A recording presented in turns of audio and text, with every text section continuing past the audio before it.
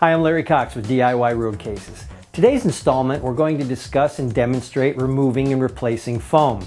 This scenario is a little bit different than installing foam in a brand new case because you have some other things to take into account, such as getting the old foam properly removed, any of the old adhesive, and preparing the surface for adhesive and putting in the new pieces of foam. So let's take a look. Okay, so let's say you have a case and inside you want to change either the configuration of the foam or maybe it's just old and bogus and you want to replace it with some new stuff. Maybe something like this convoluted foam.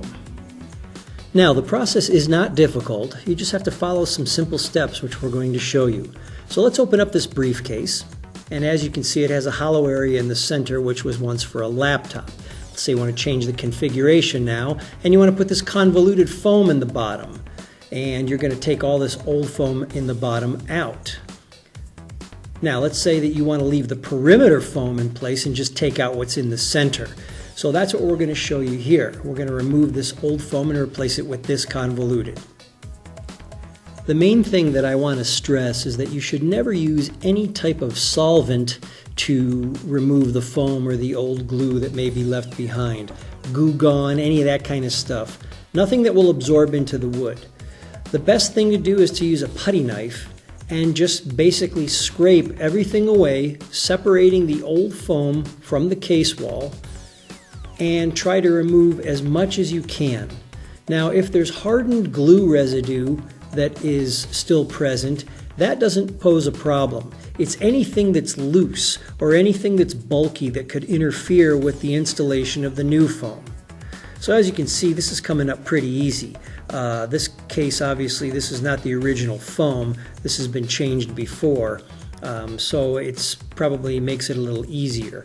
Also, though, as foam gets older, it breaks down and it does need to be replaced. So as you can see, we've got this piece removed, and you've got some residue, a little bit of foam, and it looks like there's some type of mesh in the bottom that we're going to want to get rid of. So the key is to now trace around the edges if you want to get that other foam that's still in the bottom. The centerpiece came out pretty easy. So what we would do now, if we want to leave the sidewall foam in place, we're just going to take a sharp knife or foam cutting knife and score along the edges on that bottom foam that's still in place, that we have not removed yet. And just keep cutting until you separate it and make sure that it is no longer connected to the sidewall foam, because when you pull out these pieces here, you want to be careful that you don't pull out the sidewall pieces as well.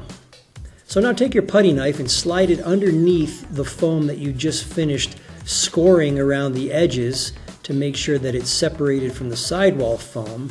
And as you can see, if you did a good job, this should pull out nice and easy without tearing the sidewall foam away with it.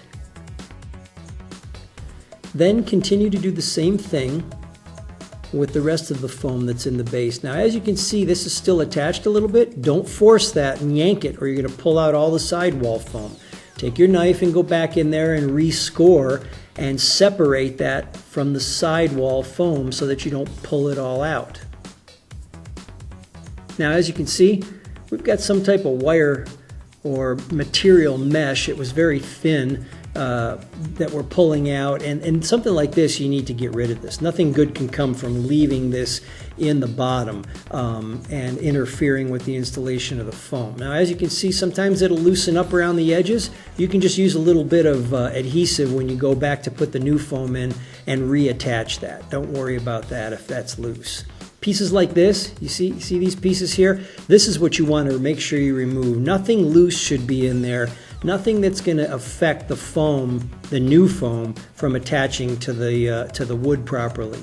So you just keep pulling out all this foam that's in this perimeter until you've got it all out of there. Cut this mesh out of there, and then give it a good scraping until you have nothing loose coming up anymore. See, here's some more of that loose stuff, a little bit of mesh, a little bit of foam. You want to get all that stuff out of there and loosened up as best as possible. And like I said, if there's still really hard, dry glue in there, like if somebody used a hot gun glue, that's not going to affect anything. Just all the loose stuff. Then you're going to want to take a vacuum and vacuum out the interior really good. Once you're sure you've got everything scraped off of there, and just to mention, what you see dark inside there, that is not mesh, that is discoloration in the wood. So that's why I haven't removed any of that. Okay, so now you've got it vacuumed, everything's out of there, you're pretty confident that you've got a good surface. Now you're going to take your piece of foam that you want to put in there, you should have it pretty close to size, and then mark it. Just set it in place and you can see what the width is and you're marking it there. And then you're going to do the same thing, you're going to put it back in there and then you're going to mark it for length. So press it up against the end foam and then mark it. You want to make sure it's just a tiny bit larger so that you have a nice tight fit. Now line up your marks and cut your piece down to size. Now we'll cut it lengthwise. And like I said, make sure you don't cut it too small. There's nothing, you can always trim a little bit more off if it's too big when you go to insert it inside the case. But if you cut too much off, then you're going to have gaps of unprotected area. But I think we've got it pretty close. I got it cut right on the marks. So let's open up and put it inside and see how our fit is. As you can see, just a little bit snug, not too overly big, but not too small. And it tucks right down in there very nicely. Look at that. Nice and tight. Now you can either use foam spray adhesive to attach it in there, or you can leave it loose if you think you may want to remove it again. I mean, this piece of foam is not going anywhere. It's nice and tight in there. As you can see, I'm pulling on it a little bit and it's not moving once it gets really seated in there and it's held in place by the perimeter foam. And that's pretty much it. There's your removal and replacement of foam.